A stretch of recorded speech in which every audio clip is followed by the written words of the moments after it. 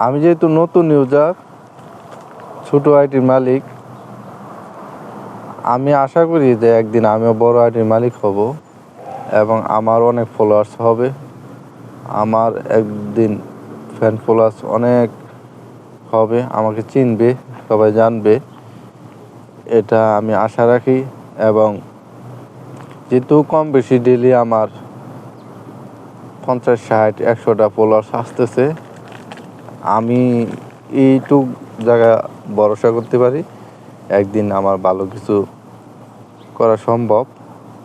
যদি না আসতো তাইলে আমি ভাবতাম যে না, আমার দ্বারা কিছু সম্ভব না। যেহেতু আমার মোটামুটি ডেলি ফলোয়ার্স কম বেশি আসতেছে, অন্যরা হয়তো যারা বড় আইডির মালিক অনেক ফ্যান ফলোয়ার্স বা ডেলি 100, 200, 500 ফলোয়ার্স আছে, আমার এত আসে না। আমি যেহেতু এত ফেমাস না, এই জন্য এত আসে না। যেহেতু আমার ছোট আইডি, তাই কিন্তু ছোটো থেকে তো বড় হয়, ছোটো থেকে মানুষ বড় হয়।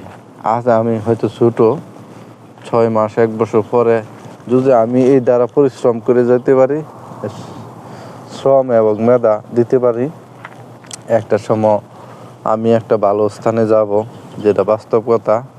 আমি কেন, আপনিও যাবেন, আপনারাও যাবেন, ঠিক আছে?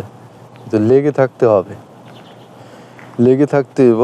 লেগে থাকলে দেখবেন একটা ভালো কিছু করা সম্ভব।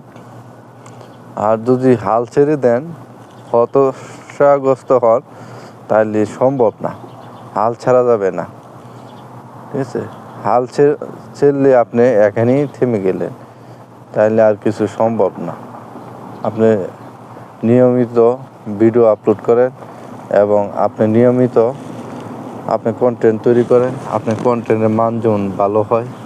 আগে যে এরকম হয়েছে এর থেকে কীভাবে ডেভেলপ করবেন, এই টেকনিকগুলাই আপনার মধ্যে আনেন এবং নতুনত্ব নিয়ে আসেন আপনার মধ্যে। নতুনত্ব যখন নিজের মধ্যে নিয়ে আসবেন, তখন অটোমেটিকই আপনার কন্টেন্ট ভালো হবে এবং গুণগত মান ভালো হবে সব দিক দিয়ে, ঠিক আছে? আর আপনার মধ্যে কী মেধা আছে, কী প্রতিভা আছে, এই জিনিসগুলাই মানে আপনার কন্টেন্টের মাধ্যমে আপনার প্রতিভা তুলে ধরবেন, তাইলে দেখবেন একটা সময় ভালো কিছু করছেন এবং আপনাকে সবাই চিনবে, জানবে। আপনার নতুন কী প্রতিভা আছে, এই জিনিসটাই আপনি তুলে ধরলে একটা সময় আপনি সফল হবেন, ভালো কিছু করবেন, এটাই বাস্তবতা। ওকে, ভালো থাকেন, আল্লাহ হাফেজ।